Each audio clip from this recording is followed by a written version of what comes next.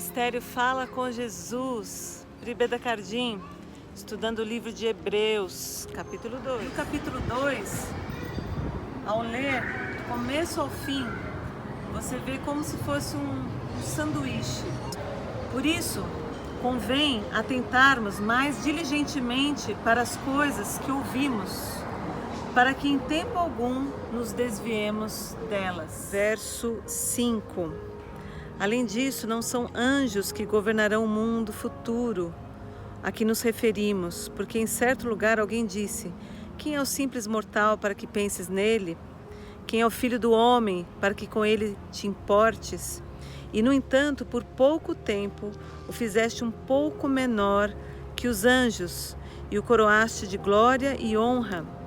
Tu lhe deste autoridade sobre todas as coisas.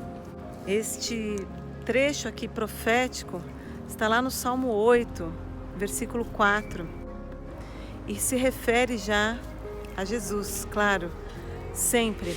Hebreus, ele vai destacar que Jesus Cristo é Senhor, é o Salvador, é o sumo sacerdote.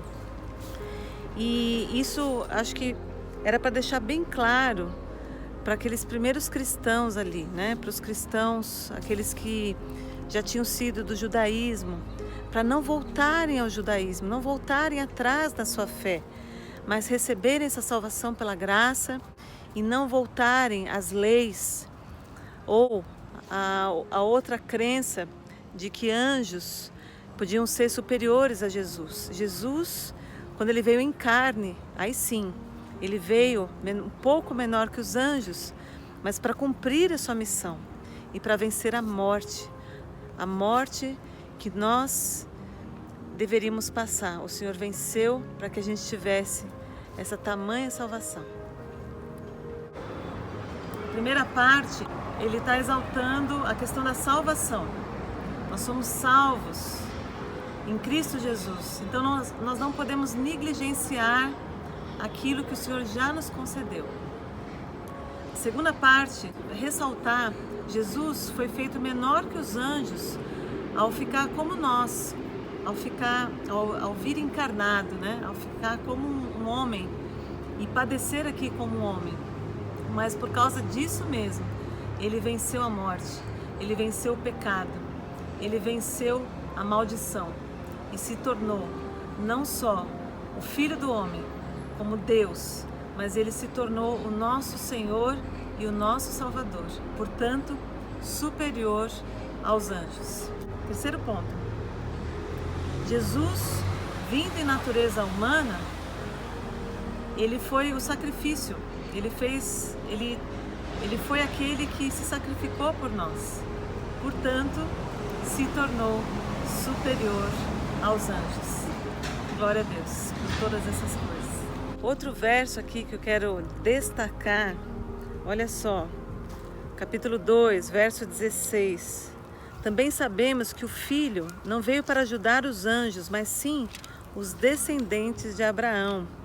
Portanto, era necessário que ele se tornasse semelhante a seus irmãos em todos os aspectos, de modo que pudesse ser nosso misericordioso e fiel sumo sacerdote.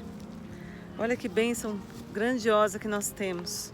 O Senhor fez isso tudo por nós. Hebreus vai destacando isso para que a gente não tenha dúvidas. Lembra que eu falei que tinha um sanduíche? Precisamos prestar muita atenção às verdades que temos ouvido para não nos desviarmos delas?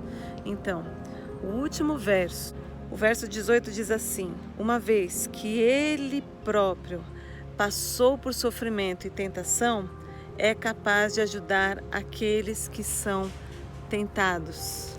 Então, força na peruca. Então, muita coragem, muita ousadia, perseverança. O Senhor está conosco.